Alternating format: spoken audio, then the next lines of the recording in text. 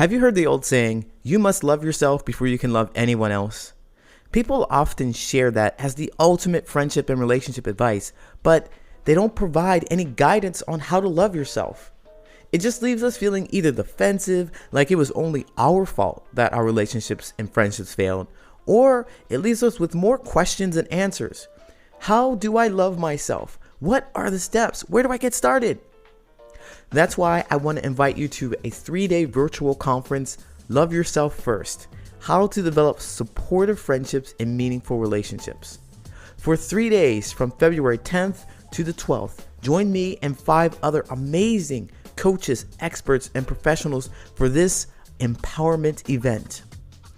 At this virtual conference, you'll learn the secrets to loving yourself so that you can create lasting connections that will enrich your life. Tickets are on sale now. If you use my promo code Patterns Special, you'll receive exclusive access to hidden special tickets. And these tickets are only available with my promo code. So get your tickets sooner rather than later. Also, because we know you'll want to share this love with a friend, if you buy 2 tickets in a single transaction, you'll receive a 50% discount on the second ticket. That's right, you'll receive half off the second ticket. So if your friendships and relationships are missing the joy, affection, and genuine conversation that you deeply desire, then you need to get your tickets for this 3-day Love Yourself First conference. Reserve your space by going to alwaysloveyourselffirst.eventbrite.com.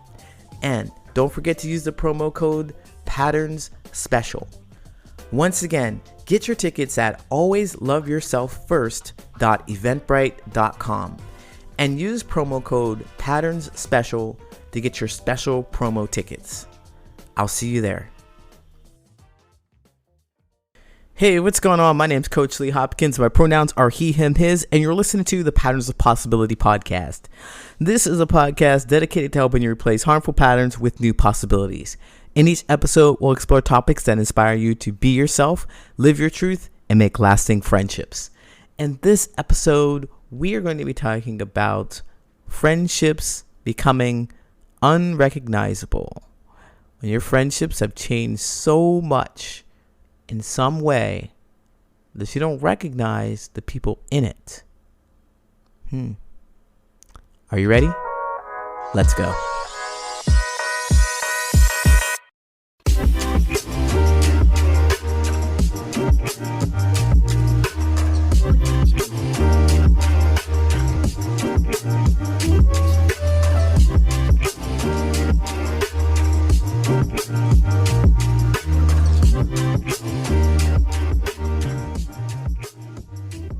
Oh man, this is a hard one. This is a hard episode because there's friends for a reason, there's friends for a season, and there's friends for life, right? And inevitably, we have to face this where somebody changes in our relationship or our connection that we just cannot sustain it anymore. This is really near and dear to me because it seems like I experience this quite a bit, but we're all going to experience it. And the fear, one of the things that stopped me, or one of the things that made it really difficult, is that the fear of being alone, being without people around, being disconnected and lost, it's a terrible feeling. And to have people around you that are there for you, that seem like they're there for you, when they finally make it to you, after you've been feeling so lonely and so lost for so long, they come to you, you create a community together, a little community together, and then something happens. Everybody changes in some way. And the things that were interesting to you, that brought you together in the first place, no longer are interesting and no longer bring you together. And so if you're anything like me, do anything not to be stuck in that loneliness again, not be lost, not feel like Nobody cares about you. You do anything to make sure that you could recreate that. Hang on for dear life to those friends, even though you could give a shit less about what they're talking about. You don't care about anything that's important to them because somehow you have changed or somehow they have changed and the values are just not connecting you anymore. When friendships become unrecognizable, what do you do? What do you do? So, a quick story. I'm pretty sure I'm going to tell this story until I die. Until my final days here. I'm going to tell a story about how I had been friends with people I've known them for almost a decade. And I've just known of them, really. I didn't know them over all the time. We haven't kept in touch that much, right? But I can still consider them friends. And when we would reconnect, it seemed like it was meaningful. And so towards the beginning of the pandemic, we did reconnect, and it was pretty awesome. But then I found myself kind of like most people feeling alone because of the pandemic and really not having human interaction, but also looking at the quality of my connections and learning more about myself and thinking, wow, there's always something that I'm not really sure about or I don't really understand in this connection with these people. I'd really like to, I guess the word is troubleshoot, because they often said that there was an issue with something. They was complaining about something and this and that. There's always something here. And I'm like, okay, well, maybe I can help. Maybe I can be solution oriented. And I realized that was not the thing that they wanted. Essentially, there was a connection. And I used to do this too, was to complain about the things that I didn't like about the world. And we talk about it and like, yeah, that sucked. Yeah, that sucked. Oh yeah, that was awful too. And we definitely connect. We have a whole vibe about that. It was legit. It was what I wanted. It was what I was happy for. It was what I was there for. I would show up for that. Me and my alcohol. We show up and complain. And then during the pandemic, I started to become more solution oriented and curious about how I could help. And I really, really, really wanted to impress that upon them, is I didn't want to let go of the circle of people connected by complaining. But I no longer wanted to complain. I wanted to see the world a different way. So what did I do? Well, I did what anybody else would. I think anybody else would. This is what I did. Anyway, I decided that I wanted to change them. Now I know now that is very toxic. That is the definition of toxicity. When you look at people and you're like, you need to change because I want you to be different. Who you are and how you show up in this world is not right for my needs. You must adjust for me. Right? I know that is not the best thing to do. That is not how you develop close relationships with people. So what I did was I tried to change them. I tried to manipulate. I tried to talk about things that were interesting to me. I tried to undercut. I tried to do all kinds of things. But my story was that I was the hero in this situation, because if they could only see how awesome it is to be solution oriented or to look for things, look at the world the way I do, then they would be suitable for me. They would be better people. They'd be better people. Like, can you hear, when I hear this back, I already know how it sounds. Is this hitting your ears? I already know how it sounds. What a conceited jerk. Yes, I was. Of course, I was. How dare I tell them that they're not good enough? How dare I say that? But that's who I was. And the motivation behind doing all of that was so that I wouldn't lose any friends. But that was exhausting, honestly. That was exhausting. That was frustrating. Nobody liked it. I didn't like trying to manipulate them. I was just wish they would just kind of get what I was doing and just flip the switch and become the people that I wanted them to be, right? I just wish they would just do that. Just go ahead and do it. Hurry up so I don't have to do this. But instead, they built up resentment against me, resentment towards me, and so did I. I built up resentment towards them too. And our friendship, where we were talking about, complaining about things all those years ago, and like the world is terrible, and look at all these people being terrible, it turned inward, and it was more of like, look at Lee. Lee's not being great in so many words. And they've decided that they don't want to be around me. And I can tell you that the relationship, the friendship had become just unrecognizable, right? To where we were just on the same page about the things, and then our values changed. That happens to all of us, though.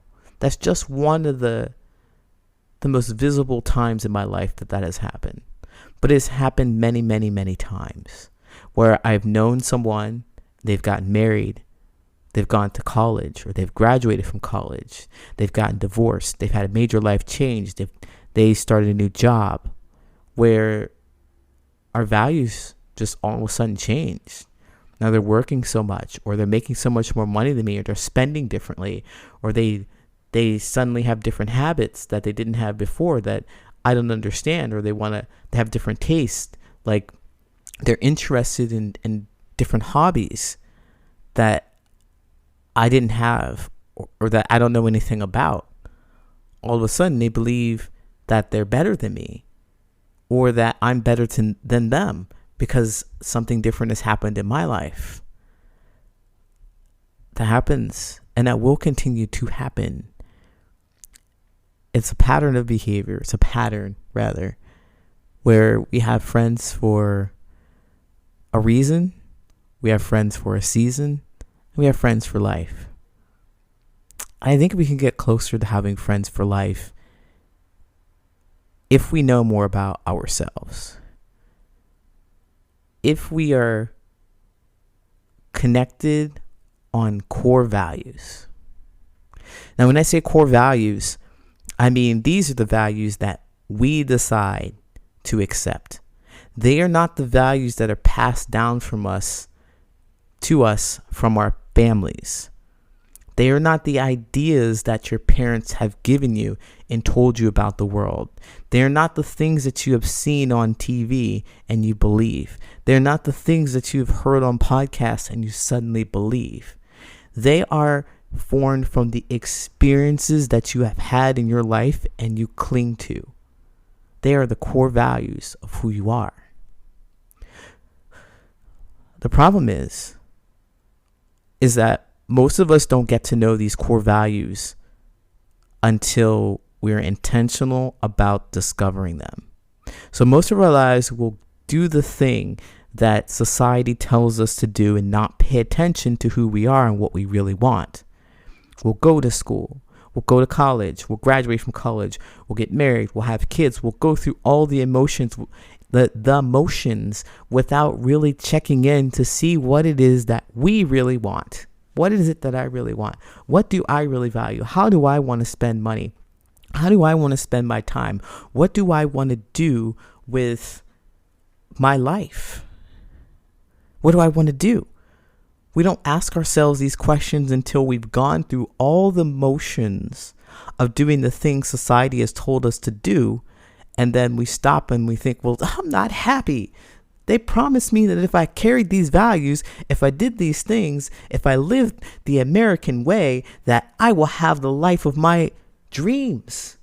And this is just a pile of shit. It's really terrible.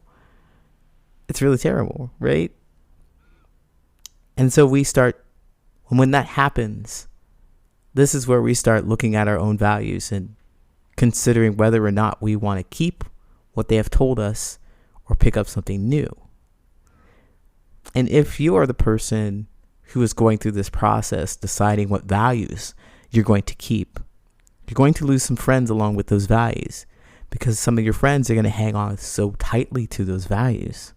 And if you no longer have those values, they go.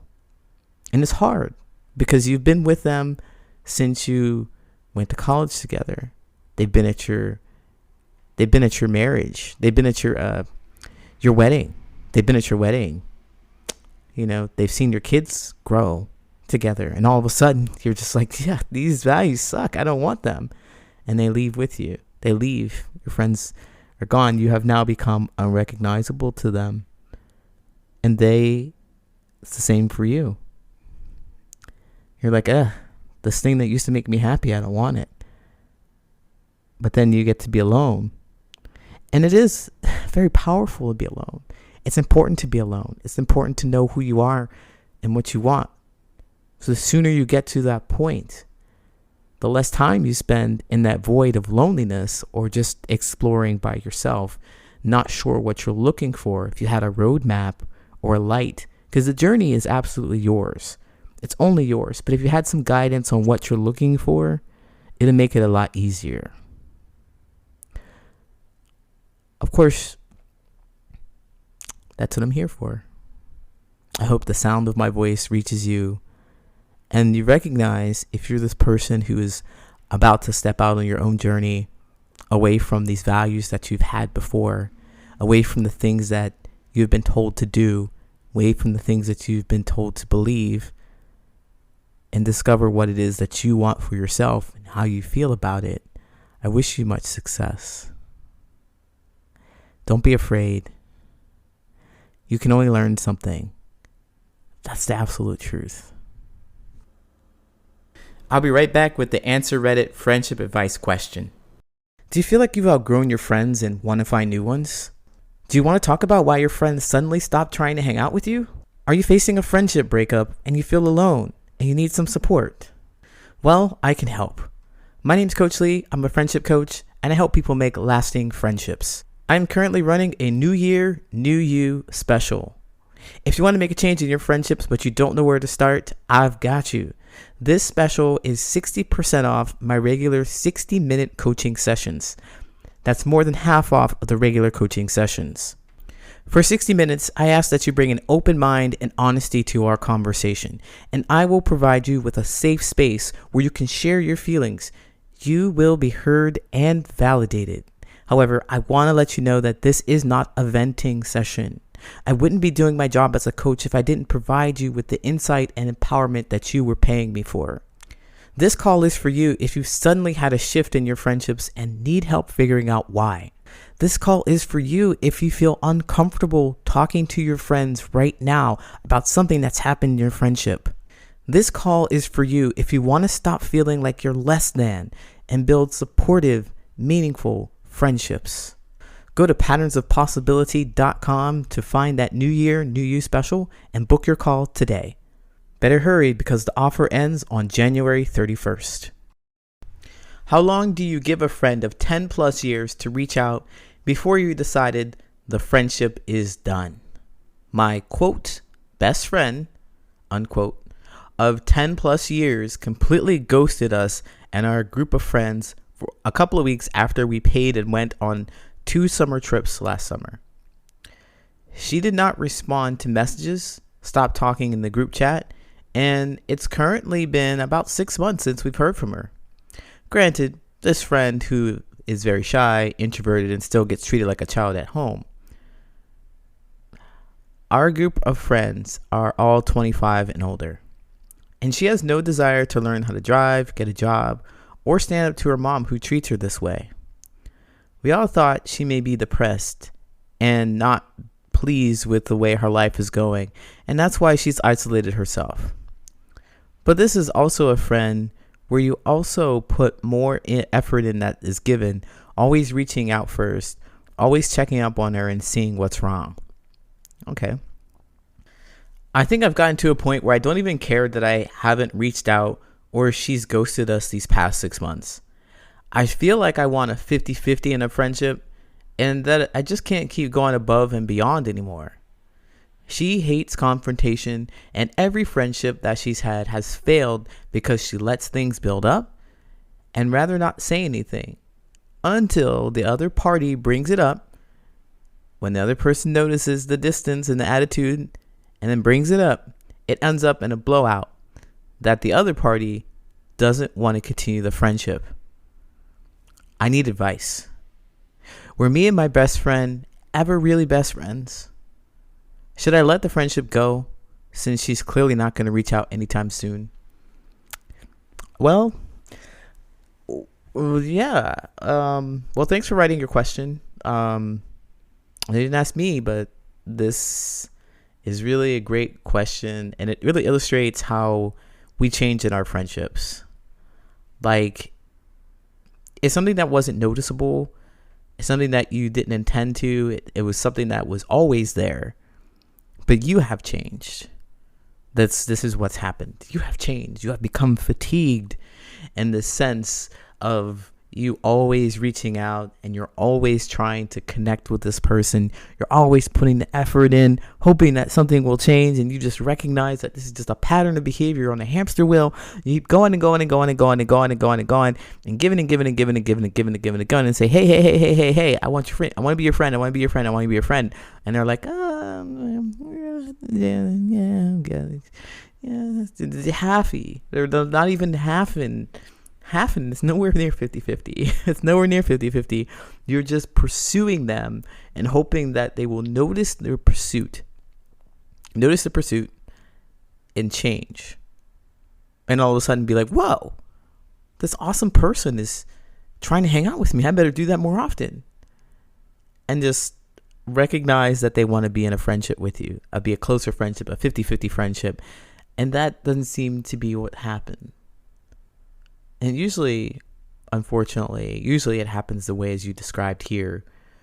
That person spends the time alone because they have other things happening in their life they're not talking about. They're not comfortable sharing with you other things that are happening that they don't know how to deal with, that they need to be alone and isolated for, or whatever. We don't really know what's going on there. But we do know the thing is that they're not intentionally reaching out to you, and you have a feeling about that. You feel a bit frustrated because you always reach out, and you feel a bit resentful because you always reach out. And of course you would feel those ways. Of course you would feel that way if you put so much energy into it, because you want that person to know how much you value them, and they have not returned that sense of understanding. They don't understand how much you value them. And it's frustrating for you.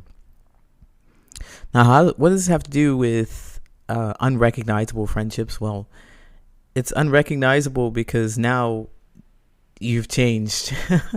That person you befriended before, whoever you were when you first befriended this person, is not the person that you are today.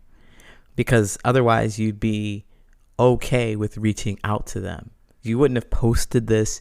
You would have just continued on your behavior and reached out to them, to have them half-ass reach out to you or ignore you altogether. And you would have been like, oh, this is what friends are. This is what my friend does. This is what they do. No longer are you the person who wants to tolerate that. You are the person, you're a new person who wants 50-50. You want someone to reach out to you, to connect with you. You don't want to keep chasing after this person. And I say kudos to you. Kudos to you for recognizing that. That's like the first big thing. It's recognizing what you really want. So you say here, I need advice. Were me and my best friend ever really best friends? Should I let the friendship go since she's clearly not going to reach out anytime soon? The advice, the question about being a best friend, sure, you're best friends from what I can tell. You spend a lot of time together. You label them as your best friend, but who you were then is not who you are today. I wonder what it is, though, that made you best friends. Is it because you spent so much time together? What did you have in common? Because when I think of best friends, you in this current stage of who you are now, as a best friend, maybe a person that you look for is a person who's interested in hanging out with you, interested in the same hobbies. And so what? That they have things happening in their life. That is not your responsibility to take care of those things and use it as an excuse to forego their behavior It's not an excuse because they have so much going on at home that they can't reach out to you. The whole point of friendships, the whole point of connecting with people in the first place is to talk about those experiences. Whatever it is that's heavy that's happening at home, they should be able to talk to you about it and feel safe and comfortable talking to you about it, and vice versa. Especially in a best friendship. Especially in a best friendship. That's the person you go to because your family doesn't understand you. You go to your best friend to talk about the stuff that your family does. Get a new perspective from them. But if they have all these things happening at home and they're not talking to you about it, then I wonder how close of a friend you are. And that would be the same for you, looking at it from your point of view. Like, wonder how close of a friend you could be if they don't come to you in times of all different kinds of emotion.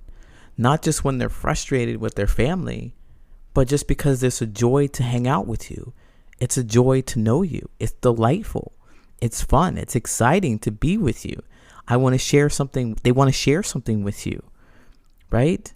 I think that's what best friends do. They come to you in all facets of emotion. Something that's joyful, definitely they want to share it with their best friend.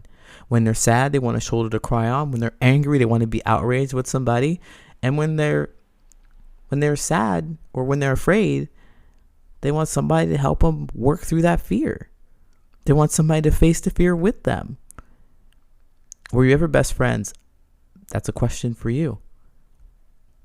Were you ever best friends? I wonder. I say, sure, you say you are, but that's my definition of a best friend. So, should you just let the friendship go? I don't recommend that anybody lets anything just go without knowing why it's going. But otherwise, you're going to develop the same kind of friendship and relationship that you've developed here. You're going to continue to chase after somebody and not get the result that you really want until you recognize why you're doing it in the first place. Why have you put so much energy into this person? What were you hoping to get out of it? What did you learn from this experience? What did you feel? What did you finally feel? What are some of the signs and symptoms of a person who just doesn't want to share or open up or withdraws? Notice that. And then, as I said in my previous episode, think about what you do want instead. Think about how this person is going to behave with you instead. Look for the green flags. Look for the things that you want. Thank you for asking your question. I know that you didn't ask me to answer it, but I did, and I hope that this helps. Take care. Stop wasting time with people you don't like, you can't trust, and you're not interested in. Join the Patterns of Possibility Discord server and start making real, meaningful friendships. This 21-year-old and up community is dedicated to practicing real friendship-making skills. We provide a supportive, safe, and inclusive environment to discuss the good, the bad, and the ugly of our friendships. Here's just a few perks from joining our flourishing community. One, the best one I think, is that you're going to get great tips on how to find friends, how to fight fair in friendships, and how to recover from these friendship breakups. I host weekly friendship events featuring real friendship issues and resolutions. It's almost like free group coaching. And this is a two-way conversation. You are going to share your experiences with other group members, and they will share their experiences with you. You want to be connected and practice these friendship-making skills. The whole purpose of the server is for you to come here, practice these wonderful friendship-making skills, and take them out into the real world, see what happens, and then come back to us in the server and talk about your successes and your failures, what you could do differently so that you can try again. Let's support each other so we can find real, meaningful friendships.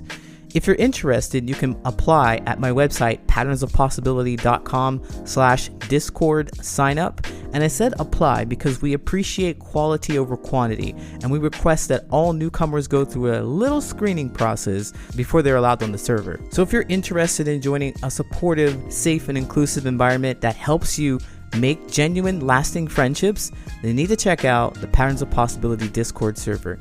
You can sign up at patternsofpossibility.com/Discord signup.